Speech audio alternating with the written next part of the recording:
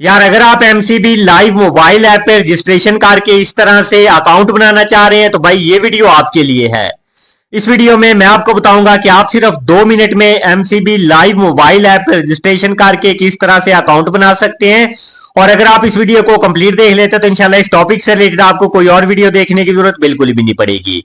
तो सबसे पहले आपने प्ले स्टोर से एमसीबी लाइव ऐप को इंस्टॉल कर लेना है। इंस्टॉल करने के बाद आपने इसको ओपन कर लेना है। ओपन करने के बाद नीचे राइट कॉर्नर पे आपको रजिस्टर नाउ का ऑप्शन मिलेगा। आपने सिंपली इस पे क्लिक कर देना है और जैसे ही आप इस पे क्लिक करेंगे यहाँ पर अब आपने फर्स्ट ऑप्शन पे क्लिक करना है, सिलेक्ट आईडी टाइप पे।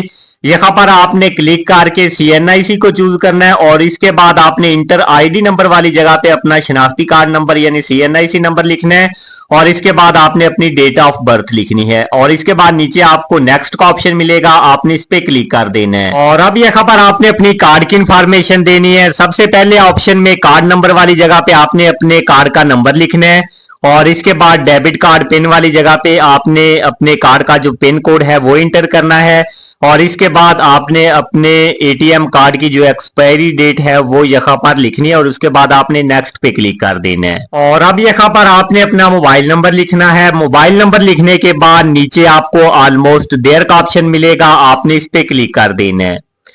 और अब आपने जो मोबाइल नंबर लिखा था उस मोबाइल नंबर पे ओटीपी कोड आएगा, वो कोड आपने यहाँ पर इंटर करना है। इसलिए वो सिम आपके मोबाइल में होनी चाहिए, अदरवाइज आपको ओटीपी रिसीव नहीं होगा। और इसके बाद आपने वेरीफाई पे क्लिक कर देना है। अब यहाँ पर आपने अपना यूजर नेम लिखना है। यूजर नेम से मुराद आपने अपना नेम लिखना है और इसके बाद आपने 1 2 3 इस तरह से कुछ भी आगे लिख देना है और इसके बाद नीचे आपको नेक्स्ट का ऑप्शन मिलेगा, आपने इस पे क्लिक कर देना है। और इसके बाद अब यहाँ पर आपने अपना पासवर्ड क्रिएट कर लेना है। न्यू पासवर्ड वाली जगह पर आपने पासवर्ड इंटर करना है और वही पासवर्ड आपने कंफर्म पासवर्ड वाली जगह पर लिखना है। और पासवर्ड किस तरह का होना चाहिए ये यहाँ पर इन्होंने बताया हुआ है। इसमें कुछ अंग्रेजी के वर्ड होने चाहिए, एक स्पेशल वर्ड होना चाहिए जैसा कि @ या हैशटैग और कुछ गिनती के अल्फाज होने चाहिए और इसके बाद आपने नेक्स्ट पे क्लिक कर देना है। अब यहाँ पर आपने I agree terms and condition इस पे चेक लगाना है और इसके बाद आपने फाइनलाइज पे क्लिक कर देना है। और अब यहाँ पर ये बता रहे हैं कि आपकी एमसीबी लाइव ऐप की रजिस्ट्रेशन कंप्लीट हो चुकी है और नीचे आपने प्रोसीड टू लॉगिन पे क्लिक कर देना है। अब यहाँ पर आपने अपना यूजर नेम लिखना है जो रजिस्ट्रेशन के वक्त आपने सेट किया था और उसके बाद आपने पासवर्ड इंटर करना है और इसके बाद आपको नीचे साइन इन का ऑप्शन मिलेगा, आपने सिंपली इस पे क्लिक कर देना है। और रजिस्ट्रेशन करते वक्त आपने जो मोबाइल नंबर लिखा था उस मोबाइल नंबर पे आपको ओटीपी कोड मिलेगा, वो कोड आपने यहाँ पर इंटर करना है।